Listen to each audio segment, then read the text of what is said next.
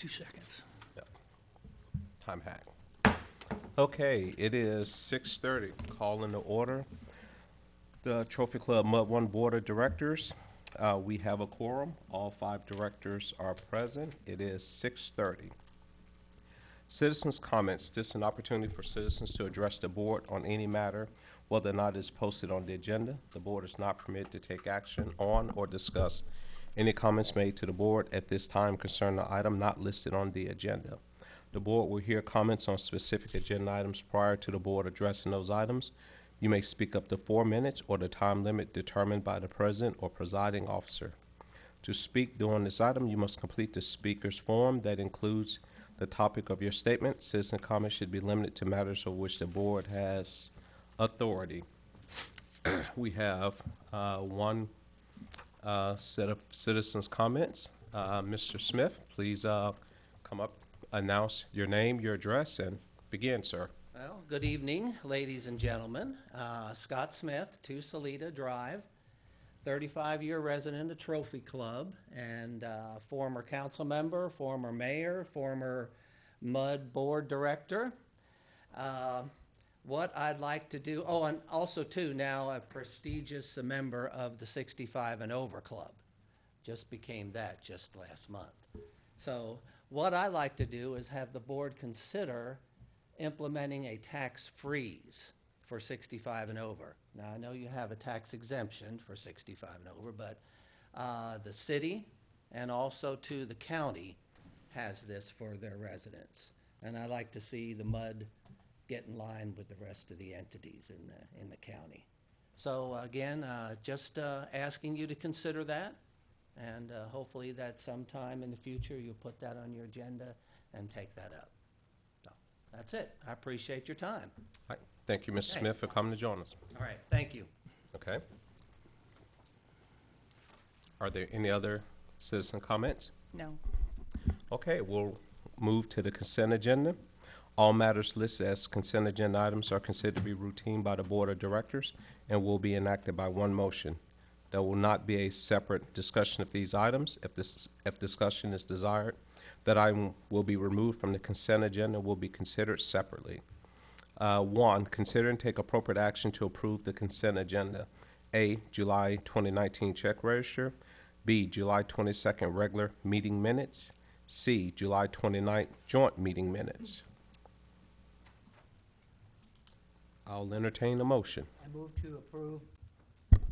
to approve the consent agenda with the following items. 1, July 2019 check register, July 22nd, 2019 regular minutes, and C, July 29th, 2019 joint meeting minutes. We have a motion by Secretary Treasurer Flynn to approve items 1A, B, and C as part of this consent agenda. Do I have a second? Second. Second by Director Chapman.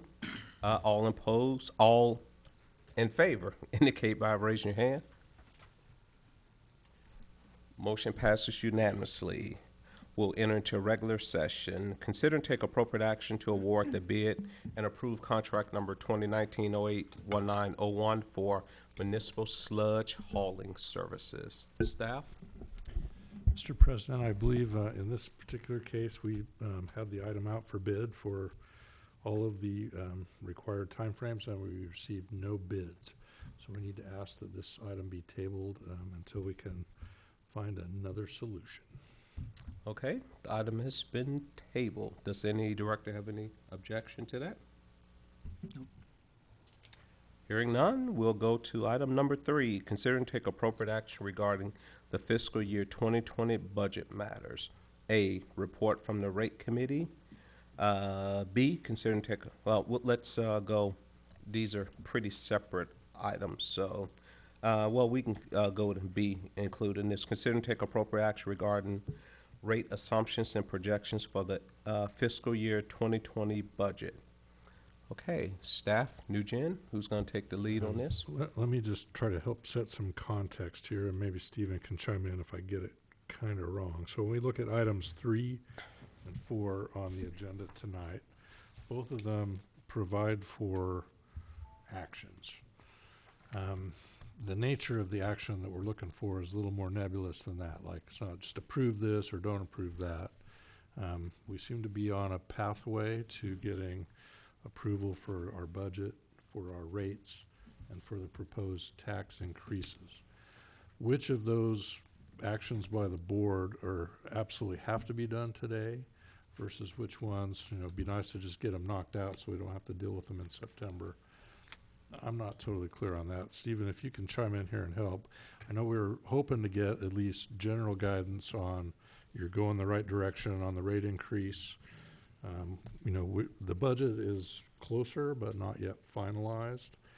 I think we're pretty close on the tax rate, if I'm not mistaken. Yeah, I So- do want to say on the record, though, we did not talk about a tax increase. Let's go that route first.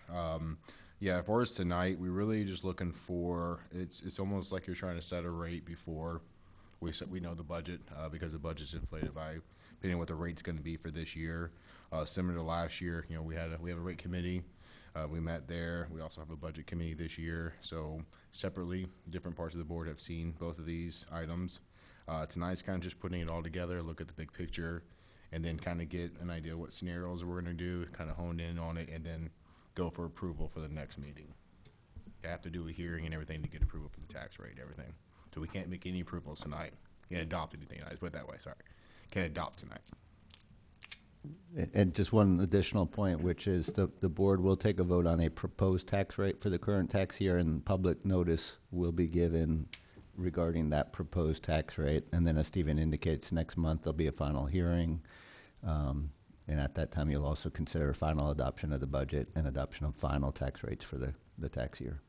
And just Thank like you. last year, you can do not to exceed amount of the tax rate to kind of get us a point, and then we'll put it in the paper, run the ad that we need 2 weeks in advance, and then we'll go down the meeting from there. Okay. All right, now I think we have a presentation from Chris, and you're welcome to introduce your partner here. These would be in your handouts also. Let's follow along. Well, good evening, Mr. President, members of the board. Again, Chris Eckert with NewGen Strategies and Solutions. It's a pleasure to be with you. I have with me tonight Kareem Varani. He's one of our newer hires with our firm. He was instrumental in helping run numbers this year that went into this presentation. So he's here to see how this works and what it's like, and hopefully he'll be here next year without me, maybe. We'll see what happens. So as background, as we go into the presentation tonight, I heard some talk before the meeting, but I did want to indicate again, we are in a time right now where we are seeing record-setting precipitation. That was until about 2 to 3 weeks ago when it flipped completely on us, and now it's very dry. So again, weather does impact what we do. We are making a best educated guess, you might say, as we look at revenues going forward. But we have seen, at least year over year, a decrease in water consumption, decrease in water revenues. But as we talked with the rate committee the other night, we've also seen a bit of a decrease in water purchase cost because of that. And so all those elements come into play as we look at rates going into fiscal year 2020. So with that being said, I would characterize rates this year as being on the bubble. So typically, I recommend that you take rate action. We have talked about this before, that it is typically recommended that you take some small measurable rate action every year. We understand it's not necessarily the easiest thing to raise rates, but if you make small increases more frequently, those typically are easier for individuals to factor into their monthly budget for their household. But we also understand at other times we have councils, we have committees, we have boards that would prefer to see rate action every other year or on a less frequent interval. But again, this is something that has to be monitored, and it's really a point of policy. That's why you make the big bucks. That's why you're here tonight. So as we look at rates going forward, you can see on the left-hand side where it says water and trophy club budget. When we run the revenue requirement, which is the amount of money we need through rates, and we compare that with the projected water rate revenue, right now you're in a bit of a surplus position, $215,068. Rates are good. Under that scenario, we would not need any type of an increase. However, when we go through our rate projections and our revenue projections going into next year, we tend to take our firm, we take a different process. When we go through, we are actually taking into account recent experience, And so when we take into account that record-setting precipitation we've had previously in the past few months and try and normalize, get as close to normal as we can, our rate revenue, our projected rate revenue numbers coming in a little bit lower. And you can see we're about 1% below your revenue requirement. However, as was discussed with the rate committee the other night, you can see the revenue requirement doesn't change under those two scenarios. But because you do purchase wholesale water, there's likely that some of that expense may also go away. So while we're trying to be conservative in our projections and holding that amount constant, that's likely not going to happen. There would likely be also an expense decrease. And so you may, even under our projected revenue, if you hit that, those expenses may be a little bit lower. You may be okay. You may be able to recover your expenses. So that's where we're at on the water side. That's why I say you're on the bubble. It's really kind of a policy decision tonight of which way you want to go. On the sewer side, we're in real good shape. As you recall, we do reset sewer rates with the winter averaging. As you can see, we're balanced right now. Sewer's in very good shape. So in total, yes, sir. Sorry, can I just ask you to help clarify for those on the board who don't know, and maybe I may be the only one, but, so we look at the water TC Mud budget, water new gen projected.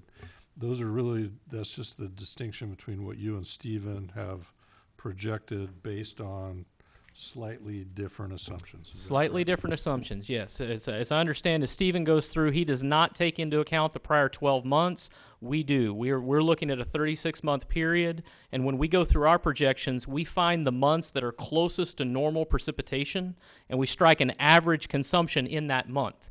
We then reconstruct a full year's worth of consumption on an average, apply that to the current number of customers, and carry that forward. So that's why we're a little bit lower. Yes, sir. So you only look back 3 years? We look back 36 months because that's what we can get out of the 36-month consumption file in the system. Yes, sir.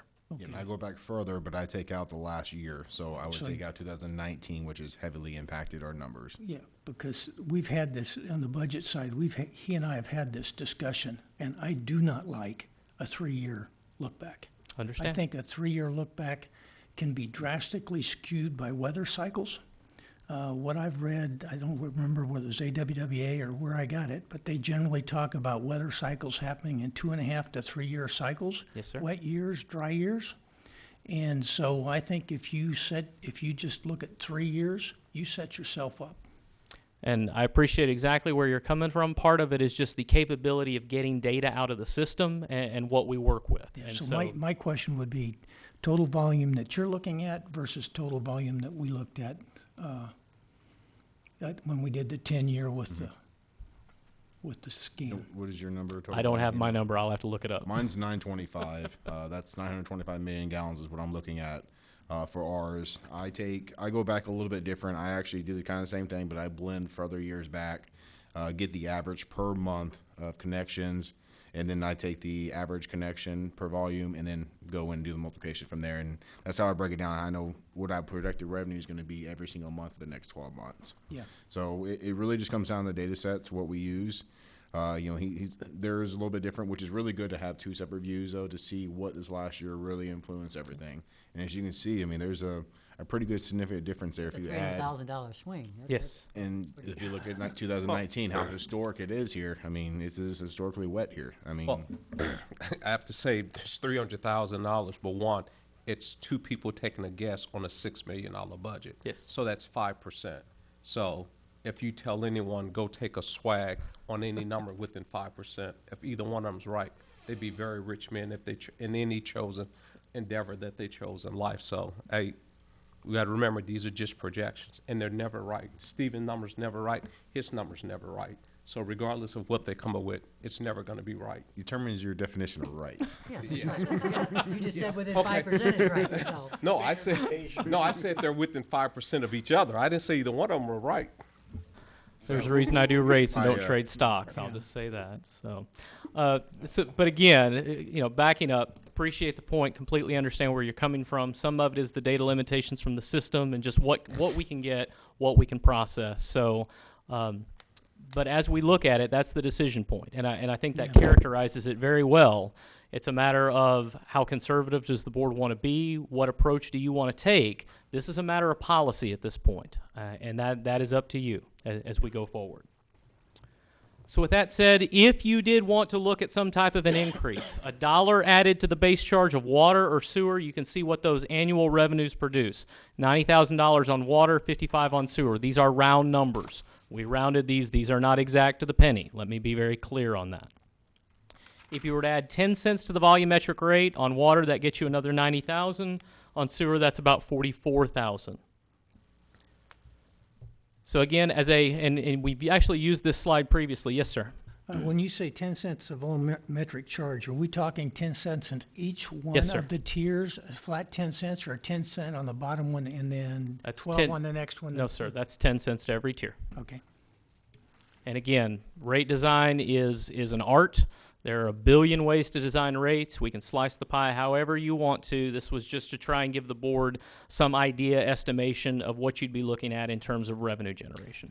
Current tier structure is based on a percentage, isn't it? Yes, sir.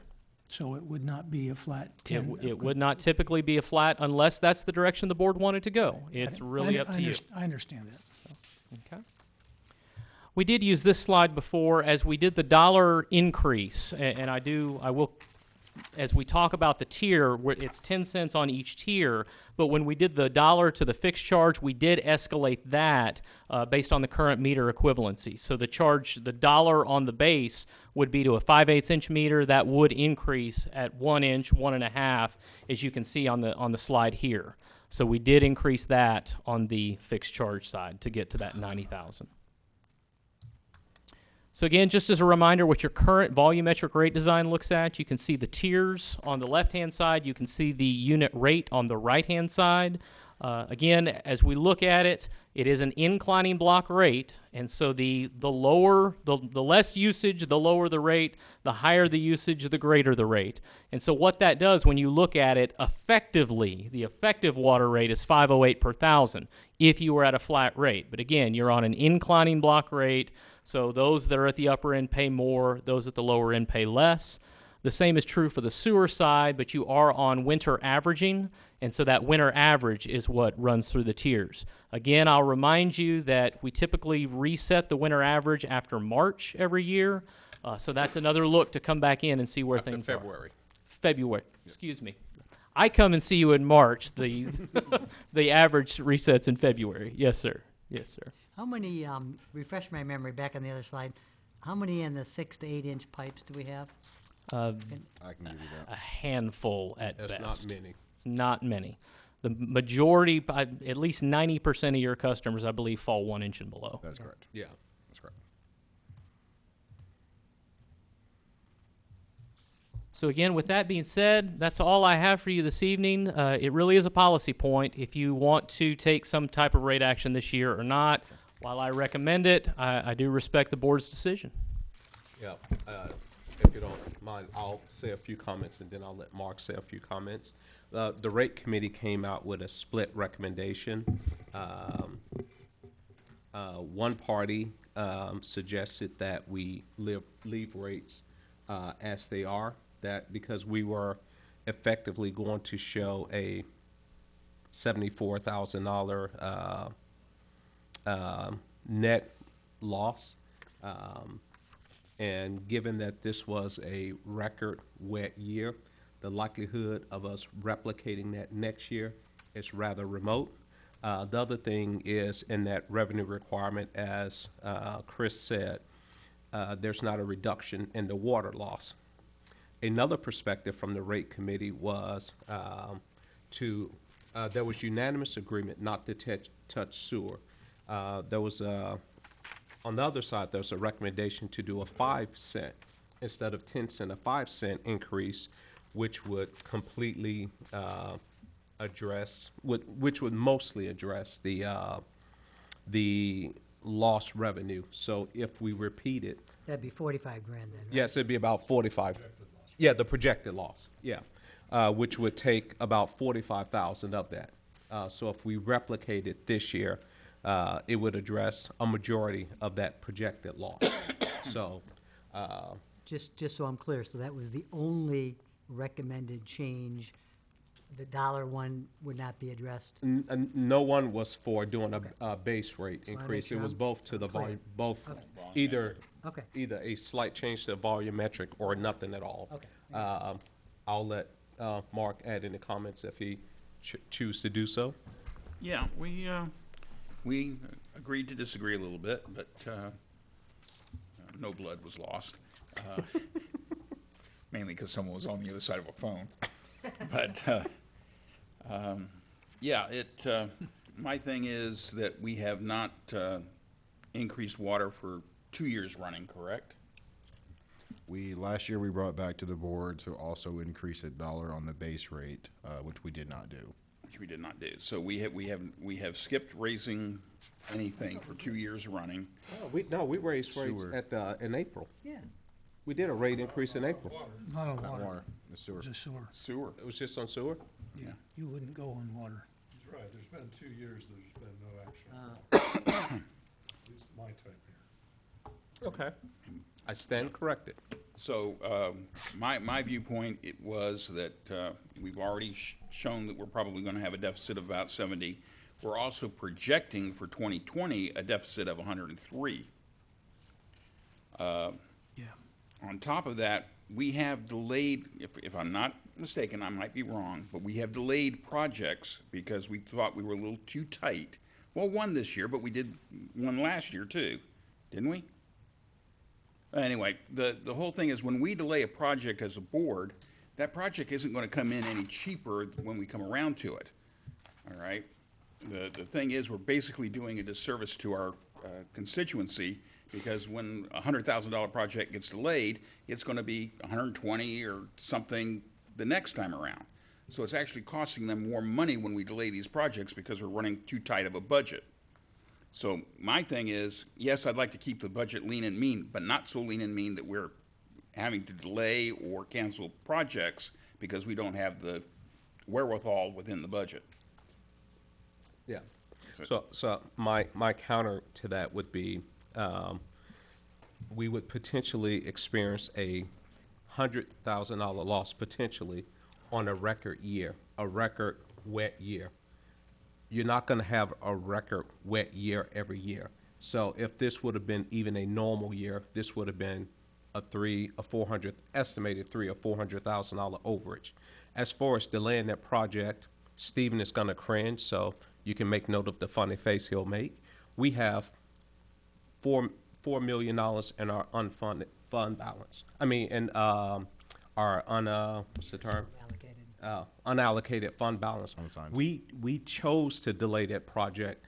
It wasn't because we had to do it. We had the money to do it, and it would not have put the district in any financial situation. We create this reserve so if there's a slight dip in our revenue, we don't have to take actions. When you look at our revenue for water, $6 million, to say that you're off 100,000, I don't think we'll ever get to the point to where we're able to anticipate our rates to be equal to that. If you're that's 1% or 1.5%. So anyway, I think you have at least my perspective. I'll let Mark make another. I have no, Comment if you have any. counter, but it looks like Mr. Rose I has. think Tony has something, I'll get one. Question, which was just whether the revenue requirement includes funding for the contemplated reserve funds that the board. So as of this year, we have increased reserve fund contributions a little bit, but because we're not quite ready for the target and percentages, that's something we're bringing back to the board, and we talked about in the rate committee, that we're actually going to look at where we finish this fiscal year and then plan going forward and how we're going to add more and what we're going to add to it. So therefore, the revenue requirement would increase if we decide That is correct. to start funding those. Correct. If we get to the conclusion that we don't have enough in set aside for each one of these buckets and the percentages that that the board wants to approve on, then we would have to look going forward, increase the rates to make up for that and to put more into the reserves. But to the one final clarification, but right now, on the water and sewer side, we have it set aside $200,000. That's included in this budget. So that's already been, so we've met the money. We've set aside the funds for the reserve that we anticipated setting aside included in all of these numbers, correct? That's correct. So there's roughly, and I can do the math, it's about 800,000 set aside for reserves this year. Now, with that, there is a few things we added. For instance, we're doing a GASB, what we call a GASB reserve for the infrastructure replacement of the MBRs and the wastewater treatment plant. In 10 years, they have a lifespan warranty of 10 years. We need to be prepared to replace those in 10 years, or at least one, if not the full system. So we're setting aside, for instance, 100,000 for the next 10 years. That is in this budget. So we can kind of go into those kind of details, but there is some additional reserve money in there. How we divvy up for the targets and all that kind of is a different question, something we can address when we go forward. But yes, there is some additional funds in here. So 800,000 on our whole budget, what's the number? A little less than 8%, something like that? Is that just on the water side, or is that on the entire budget? That's on the entire budget. So that's going to be, we're talking about from elevated storage tank in the PID, we're talking about the fire truck, we're talking about MBR, we're talking about 200,000 per department for water and wastewater set aside. There's also additional 30 and 45,000 set aside in GASB for both the funds also. So to answer your question, that's about 8%. About 8% is the number, yeah, which Yeah. is not insignificant. And that's pretty, Not insignificant. Vice President Rose? Any discussion of the adequacy of the reserves is strictly speculative at this point, period. We haven't put the numbers to the reserve packet to determine adequacy where we are or where we're going. So the fact that you have $4 million may get you a bunch, or it may get you 2 VFD pumps at the water plant, and that's it. So, yeah, true, but so how can you make that said? yeah, you well, know, my that's point not gonna is change- to use that as leverage in a discussion is moot. No, it's not moot. It certainly is. You have a $10 million budget. If you look at what's required for a bond, they recommend 25%. They recommend at a minimum 25%. We're sitting at roughly 40%. To sit back and say that it's moot, that's ridiculous. You don't have an amount that you need. What you've said is, if I'm going out for a bond, I'm not going out for a bond. It's not a player in the equation. Well, we can agree to Well, disagree, okay. but, I mean, to say that it's irrelevant, there's more money this district's had in years, so it's far from being irrelevant. Well, it's better, the district is in better position now than it was when you and I came on board by a few $1 million. Yeah, anyway. Yeah. So, General anyway, Man- I'm with Mark. I think General Manager Carmen has a I don't comment believe he'd I'm like to. done. Oh, well, I'm sorry. Thank you. I agree with Mark. I think it's prudent to do an increase. I think it should be in the rate structure. I think that's probably a prudent course. The budget that we have is short. I believe it's a little over $100,000. We bring in a rate structure here that doesn't meet that requirement. We go back and we can fine tooth the budget, but if that's where it is, then I cannot see and will not pass a rate structure that doesn't meet the budget. Well, if you have a vote, so you're not gonna pass it one way or the other. You can vote against it, but you're not Yeah. gonna pass it. General Manager Carmen? Thank you, Mr. President. Just a couple observations. Number one, if rate making is an art, I'm going to suggest Jackson Pollock. So- For those of you who know. You've been Jackson sitting on Pollock. that comment for like a half hour. Actually, Wait. wrote it down. can tell, he's just He just couldn't wait. Separately, and I've seen some Jackson Pollocks that are pretty interesting if you look at them long enough. You know, if you get away from them quick, then it's out of your head. Okay, so just a clarification on this front. We talked about, Stephen was referring to budgeted monies going to reserve. So that in the budget that we have in the packet for next year, there's about 800,000 in there. There's still this bucket of undesignated, undelineated reserves that are kind of in our unrestricted reserves today, that at some point in the next 13, 14 months, the board's gonna go through an exercise and say, we earmark this over here. So that exists today, and it's the 4 million-ish that Greg's talking about. So I don't want there to be any confusion about that. We have a roughly $800,000 budgeted for contributions to reserves. And then finally, I would just note that as we look at this whole debate, let's say a year from now, we're going through this process, and Chris and his partner, who survived a full year without, came back, is sitting here.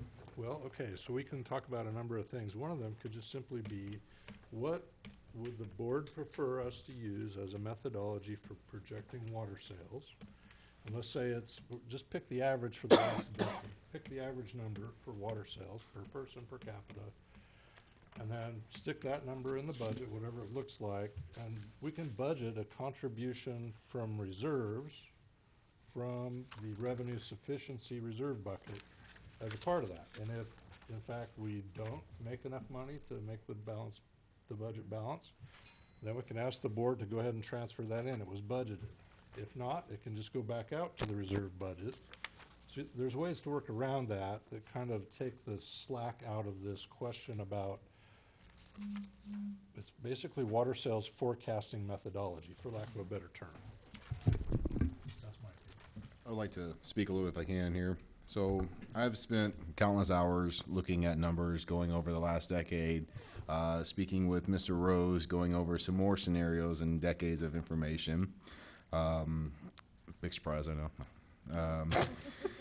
So, with being involved in the numbers, and Chris and their team did a great job, and they, you take two separate entities or two separate, people here and said, hey, run these numbers, we're going to come up different, we're within 5%, I'm very confident with the way I budgeted, the projection I have.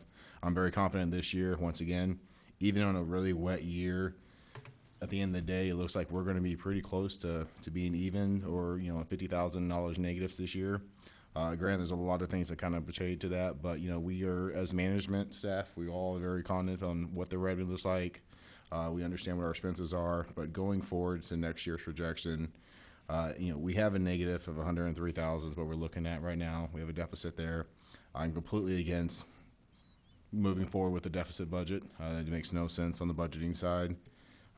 We can always do, which is an offset of revenue. Then we turn around and we're putting money in for reserves, but then we're turning around and taking the money back out to offset it.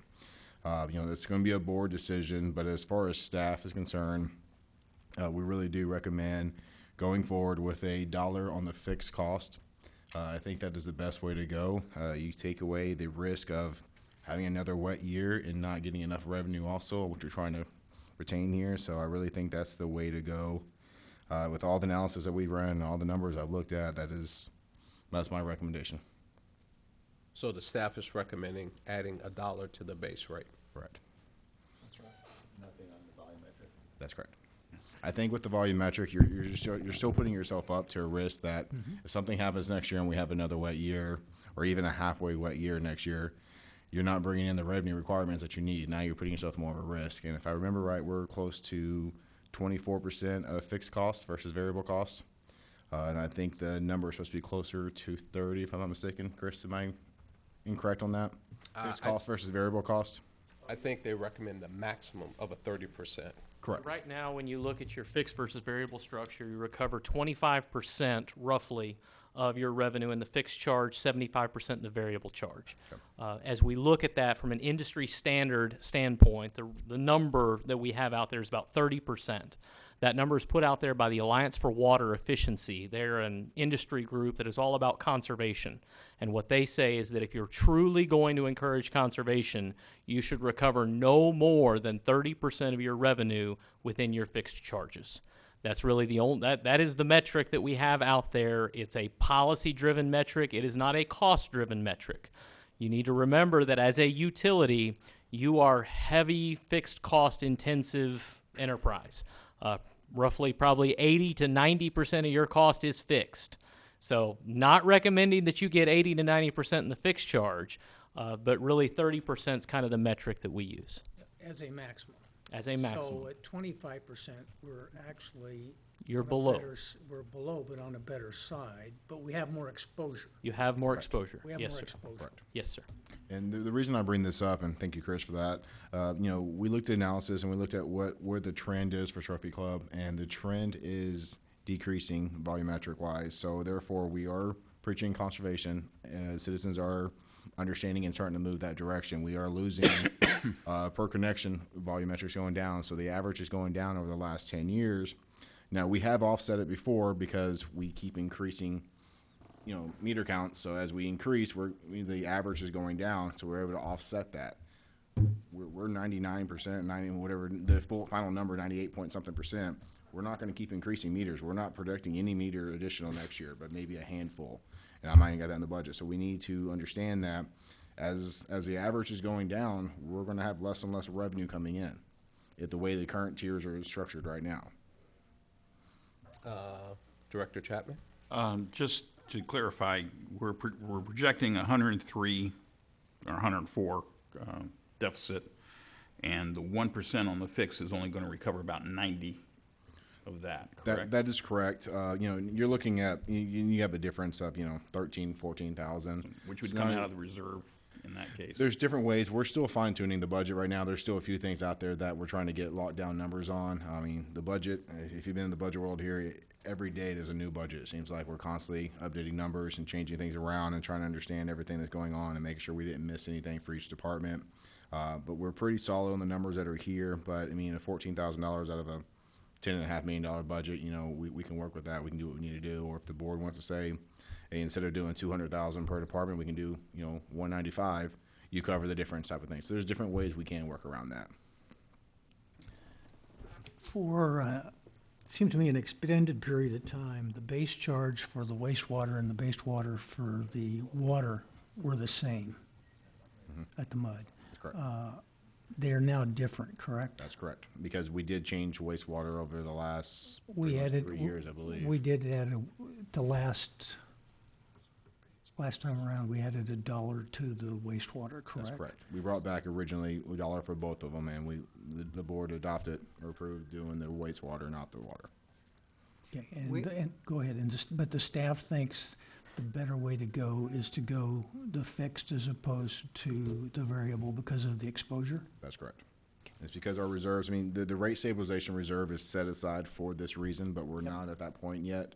I think we've been working on reserve policy for at least the last year. I think we were at this time a year ago, looking at that and which direction we need to go. We have a pretty good policy that's written up. We're ready to go. We got some fine tuning to do with the percentages and targets as we go along. After this year, once we get everything, kind of get the dust settled, get our net position, we find out exactly what we have there, we can start structuring going forward to build up to that rate stabilization. But I think for this year, I mean, we don't really have a backup for design for rate stabilization, and we're already looking at a deficit. And if the trend keeps going the way it is next year, we're going to have even a bigger deficit. I have a question on the amount. You said 800,000 going into reserves, 200,000 in water, 200,000 in wastewater, but those were numbers from last year. Those numbers carried forward. So the 800,000 is the new money going into reserves this year. That's budgeted every year since the last 3 years. I believe is what we've had now. I believe that was when it was adopted there to do 200,000 per department for what we call the reserve fund for replacement. We also do 30,000 and 45,000 for water and wastewater in the GASB reserve, which are meant for improvement. So they're kind of set aside differently in what we use them for. Total we have in there, I want to say we have roughly, I have to look at my cheap, I think it's like 1.3 or somewhere around there. So is there a net, I'm Additional looking for a net. 200 each year, right? Yeah, For well, each- yeah. each year. So I mean, is if you say 800,000 this year going to reserves, that's not a net increase of 800,000 I think because we put 200 No. each the previous years, right? No, Are so we the talking about- 800,000 is additional on top of whatever's in the reserves. This is just what we have budgeted to set aside for the reserves. I think he's asking a separate question, and maybe, I think what he's asking is each year we put 200,000 from water, 200,000 from sewer. I think what he's asking is, are you saying that we're adding additional 400,000? Or are you saying we're adding additional 800,000? No, so 800,000 is a total. So every Yeah. year we put more than just the 400,000 aside. Okay. But this year we do have additional, like I said, the MBR for 100,000. Yeah, I and saw that's- that. Yeah. When you say but this you- year, but you also when have you the- say this year, what year are you talking You're about? talking about Projecting next year. to 2020, year. sorry. Yeah, Projecting next to year. 2020, this year's budget. But to answer your guys' question, in 19, we added 200 and 200, right? Two That's correct. reserves. In 2020, we're talking about adding another 200 and 200, two reserves. Well- we have a negative budget, it may just mean we're not fully funding reserves. Yeah, we can, after funding reserves. Correct, that is correct. Put funding all expenses. that is correct. Like I said, it makes something, we could do an offsetting out of reserves, but you're basically putting money in reserves to put money back out to cover the deficit. Mike? I'll just say, so we start out with 200,000 reserves for water and wastewater. I mean, if you look at this year, we had, what was the creek project on Skyline? It was 50-something thousand dollars. Our in-plant water system was $30,000 or $40,000 more. I mean, on the water side, our VFD was more. So we start with those reserves every year. But that's not necessarily what we're actually keeping in our reserves every So, year. and actually, that did not come out of the reserve Oh, it part of does it. That not? came, no, that we did a budget amendment that came out of the maintenance. That's actually on your bottom line there. This year, so whenever we do the transfer, I kind of wait until we have enough revenue to do these. We don't do this on, so the GASBs, which the GASB is going to be the elevated storage tank, and the PID is going to be the water contribution, which is 45, wastewater 30, the fire truck. I know I'm missing something on top of my head here. But those are done at the beginning of 10-1. So every year we move that money over and put that into a sign. Now, what I put aside, the 200,000 for water, 200,000 for wastewater, goes in when we have the funds available. So obviously I'm cognizant of making sure we have enough working capital. When we start out the year, we start out negative. We don't have enough revenues to cover our expenses at the beginning of the year. Until taxes rolls around, we get about 90-something% come January, February each year for taxes. But once again, we don't have a lot coming in taxes, so we wait for our revenue to come in off of water, which doesn't really hit until mid-year. So with all that being said, I make sure we have enough. For instance, this year we've only put 100,000 aside for water and 100,000 for wastewater. I haven't pulled the other 200,000 yet. The board has a decision, to make, and what something we'll talk about is, do we want to hold off on that this year and not put those into reserves? We have the ability to do that. These are just what's kind of place markered for the budget for each year. Okay. But basically, it's to put it in an earmarked reserve or to let it flow to unrestricted, unearmarked reserves. Right. It's not like it's going to disappear if the board Correct. doesn't. And if you looked in the cash report, we had roughly with 1.193, so 1.2 sitting in savings, which is just for the wastewater and water. Now, we've had spent out of that account before a couple times over the last couple of years, but that's what our overall is, and I can do the analysis on what exactly is left in water versus what's in wastewater. But that's set aside as a reserve. Now, as we go forward and we change the targets and change everything, we can change that around and put that into something else, but those are reserves sitting there. I guess my comment is, I'm philosophically maybe where Bill's at. I don't like approving a budget with a negative number. I know it's only 100 grand, and I know in the grand scheme of things, it's, a rounding error. I just don't like doing it. I would rather us adjust the reserve numbers, the 800, somehow, some way, and get to a net neutral number than, approve something that's negative. That's just philosophically I have a problem with it. Yeah, and I guess the only thing I'd say is, when we look at this current year budget, we had a record wet year, and it's 70 or 80 grand. The likelihood of that repeating is It's like optics. infinitesimal. To me, it's 100% optics. Yeah, Greg. it's- When I'm talking to my neighbor, why would you approve a negative budget? Well, Yeah. I, Yeah, okay, I mean, to me, that's it's it. No, no, just optics. That's fine. Yeah. And I So, do want to. I mean, Just to remind the board, I know this is a little bit different situation. At the end of the day, this is what we're looking at, a deficit of 20 to 100,000, whatever it comes out to. I budget right now a projection of 20,000. Went through each line item and gave my analysis on what I think we're going to finish out this year.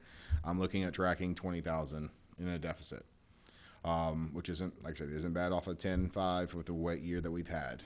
But we've had put off some projects, we've had postponed some stuff, and the good thing is we haven't bought as much water when we're not selling water, or we're not buying water, we're not selling, and then we haven't had as many, knock on wood, breaks and stuff that we've had on previous years when it is really dry and we're using a lot of water.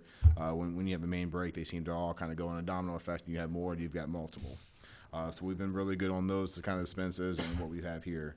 But the truth is, we can say, hey, we're going to reduce reserves, but we're setting precedents that next year we're going to be in the same position. I mean, I'm projecting, I'm looking at going forward. We can't hide the fact that the way our current structure is right now, we haven't changed anything. Cost of goods are going up. There's a cost of living that goes up every year. Cost of supplies, construction companies, everything goes up here at the year. They're not going down. Unfortunately, we're not in a fast food industry where burger prices are going down over the years. Our supplies are going up. If we keep everything the same, the numbers don't lie. The numbers say we're going to be in a deficit even more next year. So at some point in time in the next year, 2 years, 3 years, at some point in time, we're going to have a big increase. And it's going to have to happen. That's the way we're looking at. Or we're going to change our rate structure, which then changes everything up from there. So, Vice President Rose? Looking, you talk about, well, it's been a really wet year. Looking over the last 10 years, 2014 was a wet year, 2015 was a wet year, 2016 was a wet year, 2017 was a wet year, and 2018 was also a wet year, over the average. Well, there's a, one of saying them. saying So- a wet year is one thing, saying it's a Record. record wet year Epic. is Yeah. something That's right. different. Yeah. I mean, I What- lost a pound last year, lost a pound last year, lost a pound last year. Lost 150 pounds 3 years ago. There's a big difference. I got that, well, I understand that, but yeah. Congratulations. Wish. I would like to point out one thing, even if we adopt the $1 on the flat, we're still looking at a negative budget Yes. of almost 20, well, I'll say 13 grand, 14 grand. Yeah. All right, so we're still looking at a negative budget to Mr. Flynn's, or Director Flynn's, point there. So I don't know if we want to try to make it even, or just say that, you know, we'll give that as a variance or whatever. But, you know, just. Make a motion, Director Chapman, you can address I that. think at this point, we're not asking for a motion, but we're trying to, and I told Tony this earlier, he had recommended that for some of these points that might have a little more controversy or, take a little more effort to develop a consensus at the board level, that I bring it and maybe give it a board meeting or two to digest and then bring it back. So I don't know that we need to take an action today. If we do, I'm happy with that, but. Our agenda is written that this is the budget is a discussion item only. The action that you need to take is to adopt a proposed tax rate for the year. The budget item is discussion only. Next month, you'll conduct a final hearing regarding the taxes based on the public input, if any, in connection with your final tax rates. That will also impact your budget. So you'll be taking final action on your budget after you conduct the final hearing on your taxes. But when it says consider and take appropriate action on rate assumptions, you could set the rate. You could, if you set the rate, that would be setting a rate assumption for them to factor into the 2020 budget. That's true. That's correct. Yeah, my comments were directed toward, I thought we were taking action regarding the budget, and that should not. No. I think what most people are comfortable with, and I'm assuming, would be taking action on the actual rate. So at least that part of the puzzle has been resolved. And then we would go in and change a rate order to be adopted at the next meeting. So final action regarding the rates would be in the form of a rate order that staff would bring back to you. I think this is to give direction to staff for purposes of the budget that'll be brought to you, what rate assumption should be made. Yes. Yeah. And if the board remembered last year, we had multiple rate orders last year in September because we kind of were at a crossroads and we had to And that's prepare multiple scenarios just in case what decision we And made. ideally, if the board decides on a direction, we could avoid having that, because then you'll know the board's intention. So you have one less variable to consider. I talked about that with Lori. It's like, so do we bring back 3 different rate orders in draft form? What do we do with that? We can have one that has no change, one that has a fixed rate, one that's goes on the volumetric side. If you could give us some direction on a logical approach, we could bring back one. Yeah, that's the direction, that's what we did last year. I think we have someone chomping at the bit. He's leaning No, in. I'm trying to formulate it in my mind. I do this so seldom. I would like to make the motion that we direct staff to consider a $1 added to the base charge for a rate increase when they consider proposing the budget For water. for water. So we have a motion by Director Chapman to add $1 to the base rate on the water side. Do I have a second? I'm going to second, and I want to clarify if I could. You said consider. Would you, the term use? Okay, yeah, Move, he's moving to. He's moving. yeah. So it was seconded by Vice President Rose. Any other discussion? Hearing none, all in favor indicate by raising your hand. We have Director Chapman, Secretary Treasurer Flynn, Director Castanway, and Vice President Rose. All in favor? All opposed? Gregory Wilson, President Wilson. Motion passes. Okay, so I'm gonna add $1 to the base rate. Okay, item number C. Be hung in effigy. These boys love raising rates. Discussion regarding the draft fiscal year 2020 budget. I need this. We've been having that discussion. So if all the board would like to look at their handouts that they have in front of them, I know we kind of discussed some of this in here, but it'd be good to go over some more details on certain items. So once everybody gets it out, I'll start with that.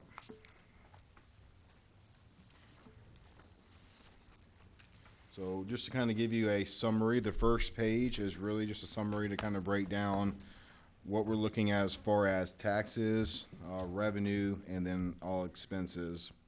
And then we have our tax debt, our revenue bond debt, and a reserve bond over there that's for the covenants. And then we can compare this from 2019 to 2020 fiscal year. Does anybody have any questions on the summary page before we go into more detail on how that all plays out? Everybody good? Okay. All right, so going on to the general fund here. Just one quick point on the first page, just for clarification. So the tax rate summary on the lower right side there shows a decrease, M&O and INS, and then the PID fire assessment has an increase, correct? Correct. Okay. So it's actually, Slight, there is yeah. a slight tax decrease, right? Correct. There's Yes. roughly about almost 3% overall tax decrease. Okay? So I want to make sure we addressed that earlier when there was a tax increase. Is that that's, Overall, there's a 2.9% decrease in the overall tax rate. That's INS and M&O together. The PID is not a true tax rate. no, So don't yeah. get confused on that one. Okay, yeah. It is a plug number for me to Yeah, calculate no, a fee in lieu of no. taxes. I was looking at including the two and say, I don't get the 3%, but when you put it that way, I get there. Okay, that's fine. Tony? You said that the proposed tax rates would, I think, represent a 3% decrease. In Correct. terms of average appraised values, what's the increase or decrease? I can Is get that you just a reflection, in other words, of an increase in certified values, about 3%? That's correct. Well, Okay. there's, the overall, so it's pretty flat across the board. We can go on the tax assess page, I can go in detail with that. We'll get to that one on page 5 in just a second. Okay. Really just, the notice that Laura will be Yes. publishing, and it says, do you know what that percentage will be if we adopted your proposed tax rates? I haven't put it into the formula. I have it, but I haven't put the formula together until I get their tax rate. But I can do that here before the end of the meeting. All right, so we'll go in the general fund here. What I wanted to try to do is show, instead of giving the huge budget right now, we went over it with the budget committee. I want to kind of pinpoint on certain items that are big differences, whether projections for this year have significantly decreased or projections for next year, if there's any big increases going on for next year. So this is kind of a breakdown. So everything in the green up top is our revenues. I just kind of wanted to show what we're looking at from revenue from what's either adopted and amended for this fiscal year, what the proposed is for 2020, and then what the projections is at the end of the year for 2019. And then what we have is a percentage of change from 19 to 20 proposed. I'd like to, thank Stephen for putting the 2019 projections on here. I hammered him pretty hard to get those on there. I really appreciate it. And I also appreciate the additional work in looking back full 10 years in order to figure out what an average water use would be. You're welcome. I really appreciate that. That's what I'm here for. All right, so if you're gonna go through here, what I kind of want to show is basically what the big difference is here. Now this year, one of the reasons why there's we do have, even though we had a really wet year, we're about even with our expenses and our revenues. One of the things that we did budget this year that didn't happen was the bond. We thought the bond was going to come in this year to make a principal payment. It isn't going to hit until next fiscal year in 2020. So you'll see that what we budget, which is I think right at 400,000 what we budget last year for fiscal year 19. That was the money that we were able to save because it's not going in until next fiscal year. So there's kind of different things that we pulled in and was able to get to that number. At the end of the day, after all the calculations, looking at all the expense code line items and sitting down with the department heads to figure everything out, we're looking roughly about a little north of $17,000 deficit projection of 2019. That's, once again, trying to guess what the next 2 months of water sales are going to be. That makes a big factor of everything. If the way we're projecting, Mike did his analysis and I did mine, and we both came up very, very close to what we thought it was going to be for the next 2 months. So we're really happy with the numbers we have there, but it could be great. We can have a really nice dry next 2 months, or I guess a month and a half, or it can completely go the other way. If you guys remember, directors remember from last year, September was horrible, and we paid for it in October this year when the revenue came in. We were a good 100-something thousand less than we needed to be just in the month of October alone, starting out. So, once again, we're taking a guess at predicting weather patterns and figuring out what's going to happen. I mean, we went back 10 years, did analysis, as Director Rose said. So, was there any questions as far as going into there? Anybody let me go into more detail with anything? What was the global warming effect that you applied to the 10-year? Jeez. Looking at the NOAA, no. There was a lot of analysis that went back and forth, and Mr. Director Rose and I had some different viewpoints. I'm real strong in advocating on taking out this outlier like 2019. I don't think that needs to be in any of my analysis. We'll get to the chart here in a minute to show you what 2019 really deflates the numbers, if you want to call it that. If you look at like Chris Nugent's projections versus my projections, do we think next year is going to be the way? Is this a once in 100-year type of thing? But at the end of the day, if you look at the analysis, they trend together. We could have another wet year identical to this year, and it would not be abnormal. And that's the hard part of it. So that's why we try to be as conservative as we can. But in the day, I'm projecting the weather and going off of the data point. So We can send you to remedial estimation class to help improve. Meteorology. I'm down water, just looking at all other expenses. That's the employee expenses, basically, correct? Yeah, so all of the expenses wrap up everything we're talking about. So underwater, you've got, not only do you have employee salaries, you've got, medicals, all that, but that's also going to be some of the overhead stuff. So if you've got some meters in there, you've got maintenance and repair. I mean, there's different things that are in that number, but they were pretty much flat for this year and for next year. So that's why they're not in here. I can print out the whole big details on there, but I didn't want to go in here and look at what might be $100 off this year, or $1,000 difference next year. I want to pinpoint on the big items that are going to make a difference between the budget from this year to next year.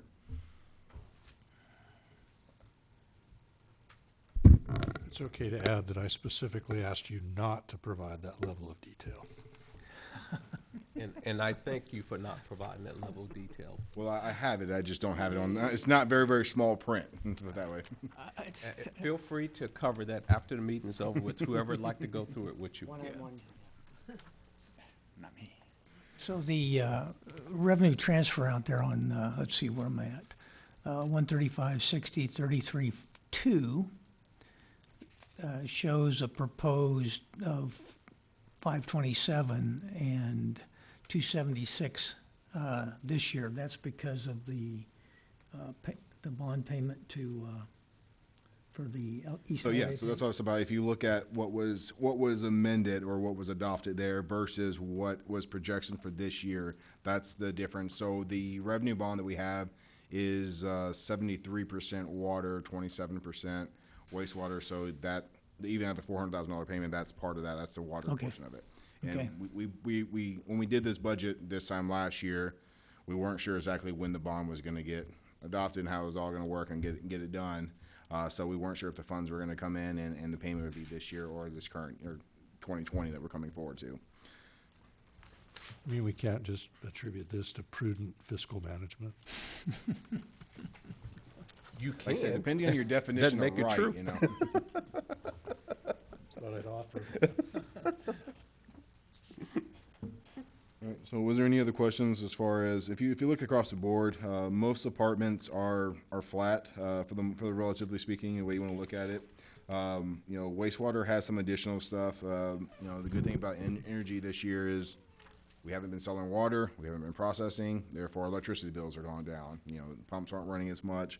There's certain things that expenses that happen whenever you do have a wet year that you are gonna occur. But yeah, as far as, if you look at the biggest one on there is the GASB, which is gonna be the bottom line on wastewater, which is at 69195. That's the additional 100,000 going in for the MBRs. As you can see, that's a pretty significant increase from it was the year before. Are we saying then that it's gonna cost $1 million to replace those filters on all of those To replace MBRs. Replace MBRs? them, what's around 1.3 Okay, is the quote we got from Kubota. and that was for this year, 10 years out, it'll be That's 2.6. the replacement of all the MBR trains Current membrane replacement costs without labor. with, yes, well, And no inflation. We no didn't get to inflation. that point yet. That's today's numbers. So we're just trying to start with getting it started and build up. We can put on there, you know, as we go along, say we want to add, additional 5% inflation, or what we're going to do for the next, 10 years that we're looking at. We know the MBRs aren't going to, I guess they could get a little bit cheaper, and just depending on how available the products are. But, something we want to look at, we need to start building to that. Last thing we want to do is 8 years from now, one goes down and we've got no funds sitting there to replace these things. Then it will be a rate increase for that, so.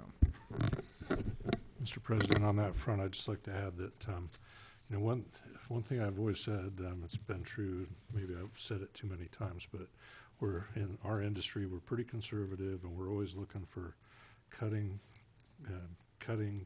state-of-the-art sort of technology with 10 years of track record, right? But you can't really get in the same package. So here we have membranes that have ostensibly a 10-year warranty. That was part of the package that we bought into. Still not clear on exactly how that warranty works. Is it like a roof where you have a declining value that would be insured? I think that's how it works, but we still got to get to the bottom of that. Now, that said, the one thing we don't know is that those membranes won't last 15 years. We don't know that. There's just not a lot of track record out there. So we do know that in the Seattle area, and I talked to Frank about this a little bit, in the Seattle area, they have a few more implementations of this exact technology. And as time goes on, maybe over the next couple of years, it probably makes sense to send a group out. Maybe if we get it to where it's like associated with a conference in Seattle, to go out and take a tour of some of those facilities, talk with the operators. If they've been there a few more years. Are you seeing failures? Yeah. What do we need to think about? Or if you're at year 9 and your membranes are working great, then maybe we pull back on that particular Gatsby fund, because it is an area that we don't have track record on. Well, I guess given that if we're saying it's gonna be $1 million and we're doing 100K each year, and that doesn't account for inflation, I don't think it'd be prudent to pull back on the investment. I think I don't think it's going to, 10 years from now, going to cost less. So, But it could. The biggest thing, we just wanted to get this in front of the board and say, hey, this is coming, we know what's coming, so Yep. let's Yep. be prepared for it. Yep. Those tires you got on that truck will wear out. Will happen. Yep. And then, so as you go down, board directors, departments is the same across the board. Administration, one of the big things here is this year now, so in capital, we have the OpenGov software, which is our budget software here. We also have the GIS this year in capital and the CMMS system in capital. Those all have annual recurring costs now for membership and for license for it. So that now goes into the software side of it, which is why you have such a big increase there. Those are just the annual contracts, software and support for those 3. That's on the first line of the admin. And then the next big thing is Our server is 5 years old, and it's time to replace our server. And also our SAN, which is our storage in there. There's a warranty on that. It's been my I've been strongly advised to not let that warranty expire and to keep that warranty going. So that's a big one-time cost. That's not going to happen again for another 5 years. And that's going to be in the hardware and IT side of it there. But those are our big changes for next year. So I just want to kind of go over the items here. Is there any questions for anybody? No. As far as what we're proposed or what we're projected for the end of fiscal year 19? Nope. Okay, let's go on to the next section here. I'll kind of briefly go over this. So this is the fire department. Everybody has seen this budget. It has been revised several times. We are now at final numbers going forward to this. So I've worked with the town, with Chief Carroll and with their Cheryl, their interim finance person there. So this is everything now. It is lower than it was the last joint meeting that we had. So we were able to decrease it. One of the things you're gonna see on here that stands out is we were talking about contributions to reserves on there. We are now at a point where we do not have to put contribution to 20,000 that was gonna have to go in reserves. We do no longer have to put that there to stay under the rollback rate. We are now able to have the budget the way it is based on taxes and stay under the rollback rate without putting any extra reserves in there. Didn't we adopt the fire budget in the joint meeting? Not to exceed. Not to exceed. We did know there was gonna be some final numbers that were gonna come back. We were waiting on it, so they came back lower on several different account line items. So that was a not to exceed that Okay. proposed tax rate for the fire side of it, and not to exceed the overall budget, but it has gone down. Are has we gonna need decreased. to re-adopt it with an actual set of numbers then? You don't technically, and the way we've been in the past, it isn't really adopted, it's just I approve it not to go past this number, but we've always worked up into the wire. I mean, with the Okay. budget, it could be up until the day before the September meeting, we're still trying to narrow it down and get final numbers on there. So that's kind of how we did it before in the But Stephen, past. we do adopt it in September, right? Correct, we do with adopt the it in budget, September yeah. with the budget and with the tax rate, everything to go forward. Specifically the fire part of it. Correct. We do adopt that. And the council, as far as my understanding, has also reviewed their new fire budget and has gone forward on their side. Okay. We just have additional pieces when it comes to the asset side on there.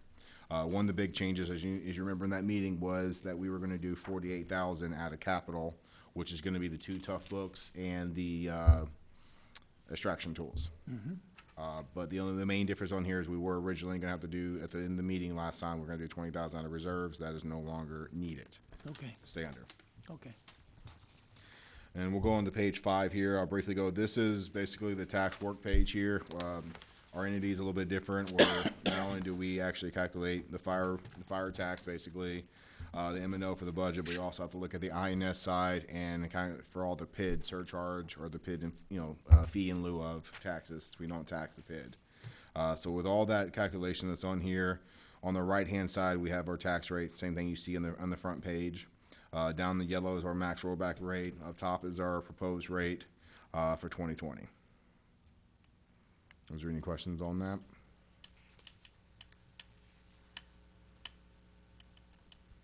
All right, hearing none, we can go to the next page.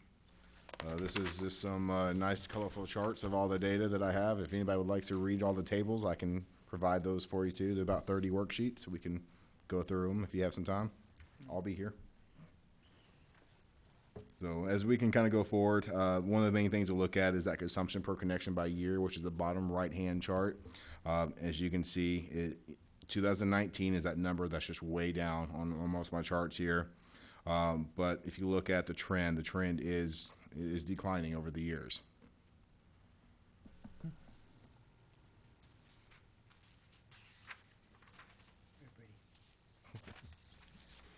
And then we have our last page here, which is the capital. Sorry, I know the print's probably a little smaller on here. So if you look at that, that's overall the capital that we have. We're working on a 5-year projection for everything.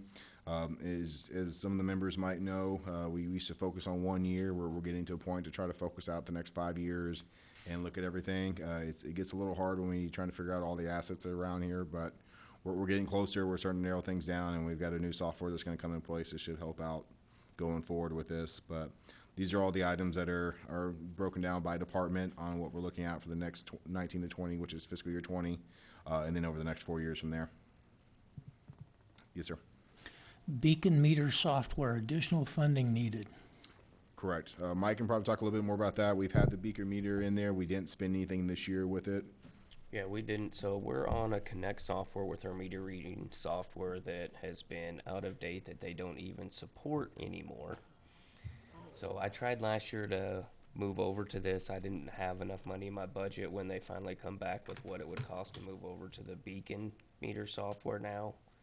So after Connect, they went to Read Center. They don't even offer Read Center anymore. Everything goes to Beacon. So we still do our drive-by reads. It just goes through a Beacon meter software now. So, Will? oh, I'm sorry, go on. Will. Okay, it will, It will. which brings us up to date in our Up to date. technology. Yes. Okay. So, just to make sure, so you've added money in the budget too? Yes. So I had money in the budget. What I have, Stephen, like 9,000. We've got Or I $11,000, did have $12 in the 11,000 budget or right now. something, and I moved it up to- $11,000 and There's only 9 in $12. here. Yeah. So, but we're adding, But we're we're adding gonna add another additional 9 to that. So we had 11. We're adding another 9. So you're to going it. up to 20? Yes. So this is not up to date on that score. No, it is. Well, it is. 'cause We're we've only already asking, we're budgeted asking for the 11, increase. The 11,000 is still sitting in Still sitting behind. there. We've already raised that, well, technically the way you look at it, we raised it this year for capital. So that stays in assigned fund, and we add the additional 9 to that now, so there'll be 20,000 assigned fund. Okay, so it's a sign, so you're gonna carry it yes. forward. That's correct. It carries forward to next year. Okay, I got you. And so that, since that's just a software package, there's no requirement for that to continue and follow on fiscal years. No, we will not spend 20 now. There will be probably a small charge every year, but we're talking like a 1,200. And when that happens, then $100 that will charge. move over Nothing. similar to what the This other is a software. one-time to get. So Okay. this is for Beacon meter. I put some money in there for STW if they're going to have a one-time charge to integrate everything in. So there's Okay. quite a few factors that's budgeted into that. Go ahead, Mark. I Yeah, have just a- one question under the paving road and driveway for the wastewater treatment plant. You've got 125 grand, but it depends on the town ownership of the road. Is that 125 if they completely decline any ownership, or it's 125, what the dependency is there is what I'm asking. Was it gonna go up? Carmen could probably chime a little more into the, Yeah, I can chime in, but I can't answer your question, to be honest.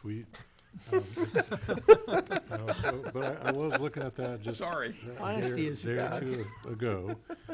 It turns out the skirt, the concrete pavement in front of the country club building actually does extend out almost to where it's just a 2-lane road of dirt road in front of it. Then in front of our parks building that we're currently sort of leasing to the town, it's dirt road. Then when you go behind our fence, it's all nice new concrete, right? So the town took an easement across our plant for a future loop road, which would kind of imply that Junction Way is a road and that, it would be a town function. This price reflects enough to do the whole thing, the 125. Okay. Based on an estimate of volume that our engineer did clear back when the town was taking us to, through the process of, I guess that was actually platting the property and taking an easement for the future loop road. So that was like a year of time that went by, and they got that easement. So it seems like it would be an easement extending from an existing town road, wouldn't it? And that, in concept, the town should help us with that. I brought this issue up with the town prior to the departure of their last manager. So it's there. I think we ought to have a paved road in front of that building. If it doesn't happen next year because we can't get a partner, so be it. But we'll certainly try to have that discussion with town leadership going forward. I don't know if that helps answer the question, but that's enough money to do the whole thing. Well, that's what I was saying. We're budgeting to do it regardless of what the town comes back with. It's my understanding that the town had not separately assigned a committee members to meet with ours to talk about property matters and other items. You would notice there's 20,000 here to help fix the hole. It's right in the middle of the parking lot out here.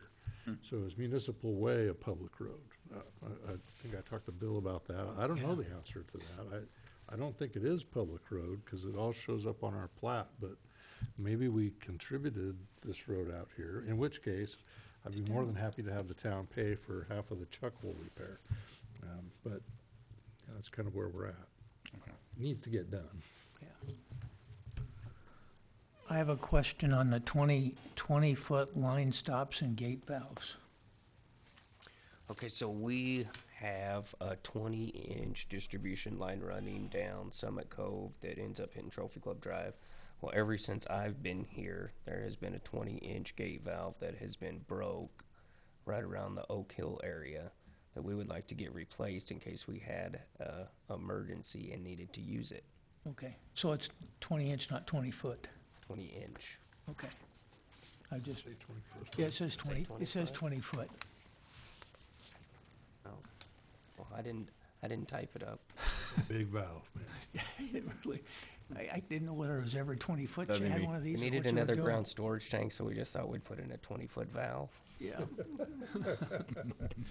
Fencing. We're building fencing in two different places, right? We got fencing going on for the lift stations, which is a multi-year program at $20,000 a year. And I thought we had fencing up above underwater. At 10,000. This is fencing, lift station pump, oh, I'm sorry, pumps. Wastewater fencing, okay, that's 10,000 underwater. And where'd I say? I think that's gonna be underwater. So the That's water- gonna be for our well sites, Water was for Okay. the well sites, and and then we did the lift station sites. we have some pretty good sized repairs going on at the wastewater plant itself too, on the back fence line. Okay, Yeah, I've seen that back fence, it's about ready to come down. It really needs replacing over by the Could be side. that the weeds are holding it up. Yeah, basically, yeah. If it wasn't for the vegetation, it'd be falling down by don't right tell now. TCEQ.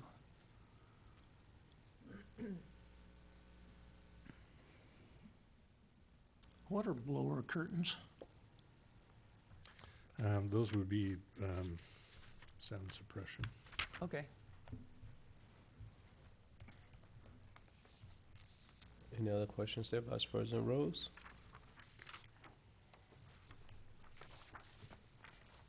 no, Okay. thank you. Mr. President, we appreciate support of our budget committee to work through these things with us, and we do feel like it's helpful to kind of do some of that offline, so we're not sitting in here pounding through every line item. And we're appreciative of those efforts, of all who were involved. Okay. We'll move to item number 4. Consider and take appropriate action regarding tax rates for the 2019 tax year. A, approved tax rate for the 2019 tax year. And B, schedule date and authorized publication of hearing regarding adoption of final tax rates for the 2019 tax year. Should that be?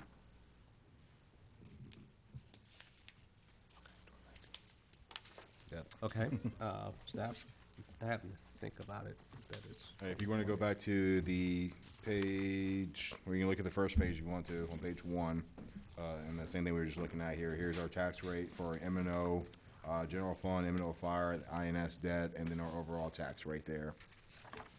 We kind of went over the tax at kind of the same time we went and looked at the budget there. Should that be 2020 But tax? this would be what Tony had suggested in terms of getting direction to post it. Right, so we gotta have it posted for 30 So days. remember, tax year is different than a fiscal year. Tax year 19 is what's coming forward. 2020 fiscal year. Taxes are always a year behind. Yeah, yeah. The board will adopt a proposed tax rate, which is the total rate, not the individual components of it. We will post notice in the newspapers of general circulation in the county that will also identify the average appraised value of residences and how that proposed, whether that proposed rate represents an increase or not in terms of the annual tax obligation of the average resident. And at your next meeting next month, there will be a final hearing, after which you will be able to adopt final tax rates. Okay, I think staff's recommended proposed rate is, .11273 That's correct. per $100 assessed valuation.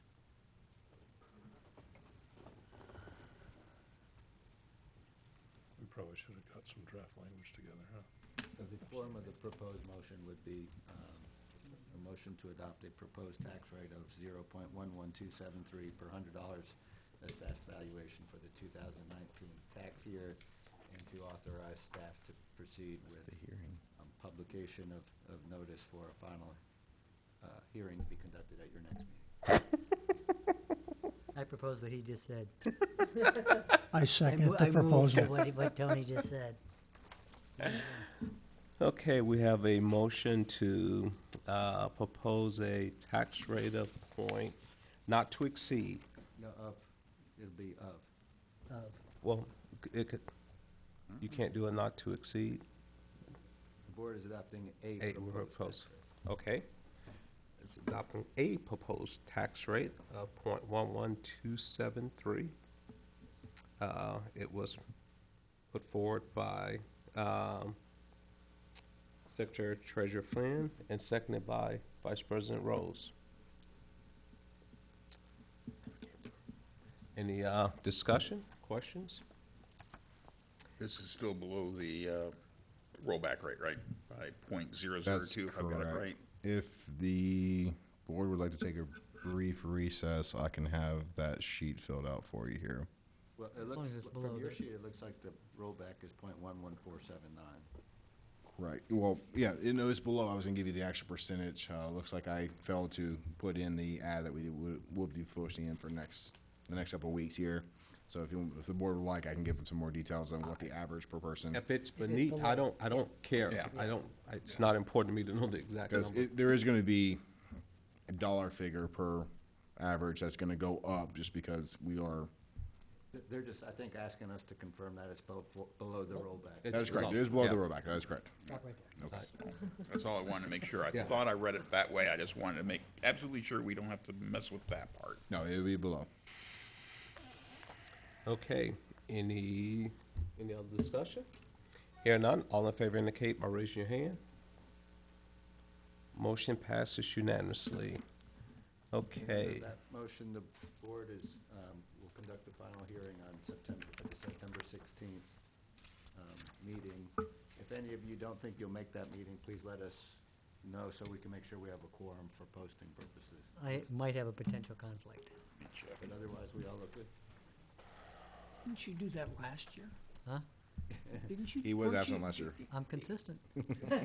Comes time to pass a budget and do the tax rate and. I did my Director pre-budget work, Fraser- so I get the pass for the final gone. vote. so you show up to raise rates and then you cut out when it's time to put things to the paper, that's Taxes.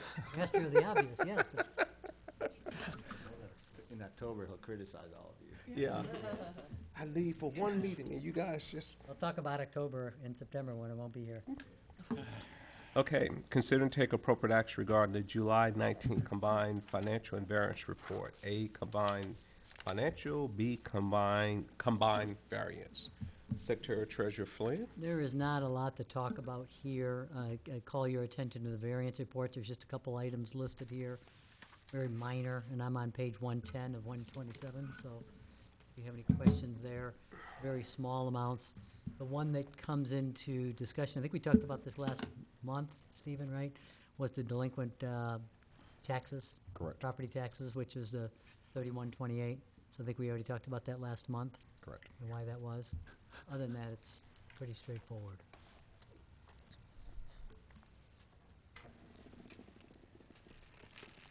I have to say, when it comes to the variance report with water at 54.10%, I don't think I've ever seen it that low this time of the year. No, Yeah, that is definitely below average. Just a smidge. It's just a smidge. About 30%. Scotch. It's going up.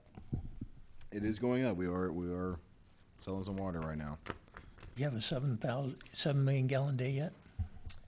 No, but let's see, Sunday was almost 6. I tried to do my best. I watered You it running your sprinkler system? on Sunday, yeah, additional. You ran your sprinkler system? Well, now that's noteworthy. You know, if you need some help with that, the water department can help you use more water. I would note for the record that former Director Thomas was in getting a water on whatever day you want permit also for some new work in his yard. So we got people who are giving it the old college try for us. If you like, Vice President Rose, I can come by and break one of your hose Sprinkler bibs heads, my- and have you water more than you want. I had that happen once. I do have to say that, given projections, what we're looking to finish out at 76% of budget. For water or for expenses? Water. Revenue. So unless there's any other questions, I move to approve the 2019 combined financials and variance report. A, combined financials. B, combined variance report. We have a motion by Secretary Treasurer Flynn to approve the 2019 combined finance and variance reports. Do I have a second? I'll second. Seconded by Director Chapman. Any other discussion? I would like a heartfelt second, just kind of a, I second that motion. We have a heartfelt second Second, yes. by Director Chapman. Very enthusiastic, I may add. Any other discussion? Finger wag by Vice President Rose, and we'll continue. All in favor indicate by raise your hand. Motion passes unanimously. Okay, item number 6, consider and take appropriate action to approve open house event at the wastewater treatment plant on September 7, 2019, from 9 a.m. to 11 a.m. Staff. Mr. President, we had talked offline with a couple of folks about the possibility of having an open house maybe after the super hot part of the summer. And you and I had come to this date, which is the weekend following Labor Day. I'm aware that one of our other directors had reached out and suggested maybe this is not the best date. We were hopeful to, Which distinguished gentleman was that? It was this one. Hey, bocce starts next weekend. We can't have conflicts. Yeah. so, certainly we don't have to do this. We thought people might like to come and take a look. We understand that we're likely to get, certain folks from the community who will be there, not with the agenda of seeing the good work that's been done, but maybe with finding something to criticize.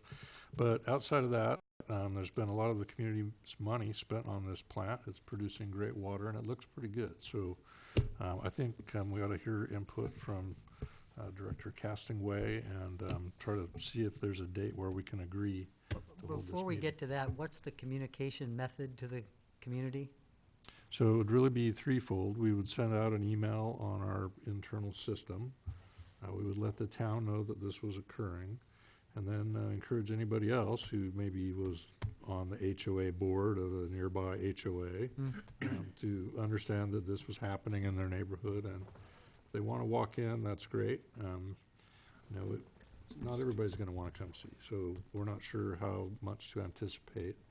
But, in the spirit of openness, we think there's some things to be proud of there, and we ought to at least make it possible. It doesn't have to be the only day there was an open house, a ribbon cutting, a tour. We're not even sure about terminology on what to call it. It's been a long time since there's been a public tour of that wastewater facility. Are there any safety concerns? Because, you and I talked about that. There are a host of them, and, Lori brought in a page that was half full of things that you can't do, like don't bring kids, and don't come in flip-flops, and, we've got those kind of challenges. We don't want kids, falling into basins, and we don't want kids walking up the stairs with flip-flops on. I mean, those are kind of basic things. We would certainly not be doing anything unsafe on that morning, but it's got all the hazards that come with it. If someone's in a wheelchair, they can't really go up on the top and look in the basin. It's not designed for that. So we had some notes like that. And it becomes a challenge. We want you to come, and here's all the things you can't do. But in fact, that's the truth of the matter. Well, the story is you're welcome to come and you have to stay within the yellow taped lines. Yeah, that's where we're at. And Yeah. if that's the case, we can give a good explanation from there too. Yeah. Director Castaway, would you like to expand upon your objection?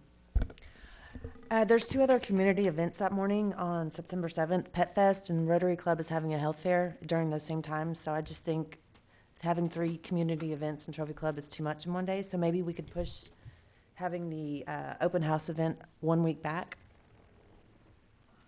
I think staff is supportive. I think it's great to have this open to the public. Is there any objections from the board to considering pushing it back a week to the 14th? It conflicts with bocce ball. Is it first thing in the morning? Keep going. We start first thing in the morning. No, Okay. But go ahead. Okay. Any objections from the staff? I'll be there whichever day it happens, as long as it happens for the end of the year. Tony, are you going to bring Corbett 1 in to attend? You get the fighter? Not the likely. Tony fighter, yeah. I was also thinking you want to guarantee a crowd and do a kegger. Well, in order to volunteer the crowd, I mean, Vice President Rose has been so vocal about the quality of the effluent. See if we can get him to drink a cup. Rent a crowd. Aye. Want to call out rent a crowd? Wouldn't go that far. It is pretty clean, but I still wouldn't take a cup of that stuff. I know. Goes in the lake. Swim in it. That's true. Okay, well, do we have a motion? Your turn. You wanted it back? Let's come on. I'd like to make a motion to approve open house event at the water treatment facility on September 14th, 2019, from 9 a.m. to 11 a.m. We have a motion by Director Castaway to approve the open house event at the wastewater treatment plant on September 14th from 9 a.m. to 11 a.m. Do we have a second? I'll Second. second. Oh, we have a double second by Secretary Treasurer Flynn and, well, neither one was heartfelt. Director Chapman, they were in tandem, but not heartfelt. Any other discussion? It's good to see the left one. Oh, ooh. And we have barbs thrown from the right side to Oh, the left. It's early yet. Yeah, it's early. Any other discussion or snide remarks? Here none. All in favor indicate by raising your hand. Motion passes unanimously. Okay. Mandatory event for the directors. Now, receive updates from General Manager Hiring Committee, Director Castanway and Secretary Treasurer Flynn. Want me to go? Yeah. So, a couple items. Obviously, we have finalized the contract for our new hiring manager that we spoke about in our July meeting. So that contract has been signed. He is on board. I think we're all well aware that he will be here Thursday. And I think all of us there's a schedule out there where we're all scheduled to meet with him this coming Thursday. I haven't seen the schedule. And I don't think I was invited. It's in an attachment. Yeah, it's so hard to see in the attachment, but it's in I'll resend it. You were invited, Mr. President. I beg to differ, but Was it? Oh, You don't have to beg, you can just differ with me. to the message that said, "Are you available?" this so, day?" but bottom line, he will be here. I'll check it. Yeah. Have to go far. Somewhere. I asked our esteemed general manager to put it in black instead of white. I'd be happy to print it out with no color. But as the paper goes around, you can see he'll be here all day, comes in and out on a single day. So it'll be a jam-packed day, meeting with staff, meeting with each director. Let me get that on my calendar, 2:30 for me. 2:30. No, for me. Yeah, I've got mine down 6 to 7. Yeah, whatever that, you're the last one on there, so. Yeah, I think you were at 6:30, Director Chapman, Which? 6:30. Okay. Somehow I've got 6, but I think we just met with the rates committee at 6, and this one was 6:30 for you. I Okay. wasn't sure if you could be here by 6 or not, so. Okay. All right, changed it to 6:30. So obviously, I think this is the first most important step. A lot of discussion with not only the board, but staff, with Carmen. This really lays the groundwork for moving forward in terms of finalizing the job expectations.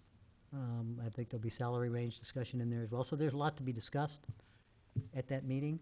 And then I talked to Carmen today, and there'll be a summary coming out of that meeting, because I think we'll all have different inputs of some sort. So we need to summarize those inputs. That will be the job of our, hiring manager to come back to us in short order. Do we have a name for the hiring manager? Yes, we do. His name's Jerry Bailey. Okay. Thank you. Mr. President, that is your update. Thank you. Appreciate that, Secretary Treasurer Fillion. More than happy. Okay. Okay, item number 8, General Manager monthly updates and reports, A through G.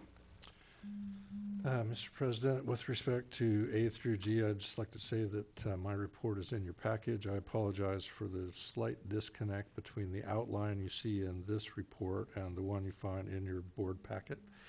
That's my mistake, but at the end of the day, that's all there. If you have any questions regarding what's in the package, I'm happy to try to answer them. I would tell you that, at least as far as I know, regarding items 9 and 10, we have very brief report outs for section 9A and B, and I really have nothing of news on 10A or B. So, I have a question on your report. yes, sir. Is that high service pump in operation?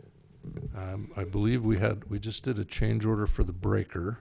So there was a breaker that we anticipated reutilizing. I presume it either misfunctioned or it just needed to be upgraded. So I just did that. That extended the contract for 30 days, but the pump itself is in, Yes. and it just needs to be wired and then tested, I presume. Okay. Pump motor, clay valve, everything's buttoned up. We're just waiting on our electrical now. And Encore to bring us a new transformer. For how long it took, I will say this, I tried to get pictures of it. I ran over there like 4 times that day, and it was so fast, and I turned around and it was in. It was just done. It's like, no, I wanted to get a picture of it going in. Do we have to have a new transformer before we can power the pump up? Wow. We do have an existing transformer, but we're supposed to do, we're going from 2 transformers to 1. Wait a minute, is that operationally sound to do that? Yes. Because you put all of your eggs in one nest if you have, That's why we have a backup generator on site okay, and a brand new automatic transfer switch. okay. Okay. Okay. If there are no other questions, we'll go to item number 9.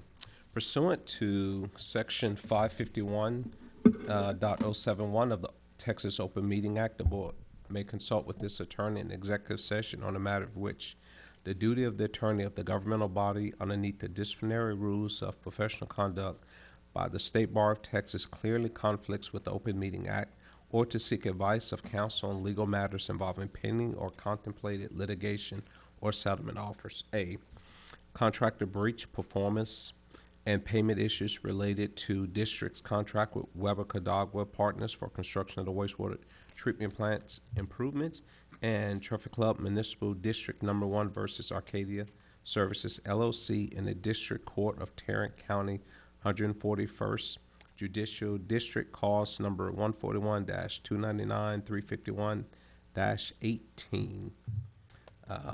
It is 8:09, and we will enter into executive session. Do we? 5-minute break. It is 8:31. We are returning to regular session. First item, consider and take appropriate action on matters deliberated in executive session. There's no action to be taken on any discussions from executive session. Items for future agendas. Any future agenda items? Not a chance. As we do, I just want, real quick, as we do the rate for next meeting here, I do have the numbers here for you, which is $12.04 increase on the average home annually, which is a 2.45%. What was the average home? Do you have that one? Yeah, so the average home now is 500, oh, I'm sorry, want the value or what they're paying? The value. Value is 444,091, so 444,091. And so they're gonna see an average increase of $12,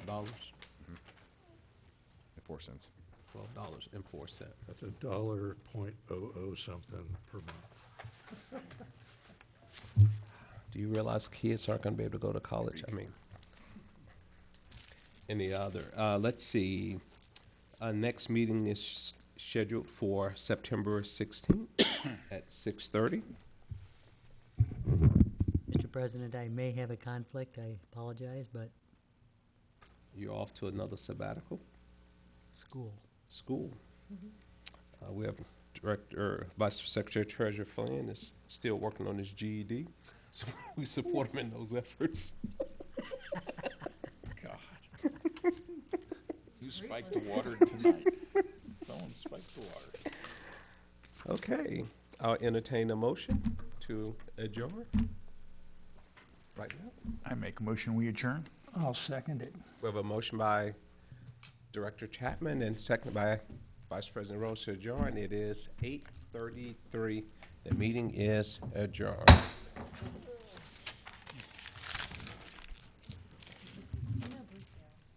I met him for the first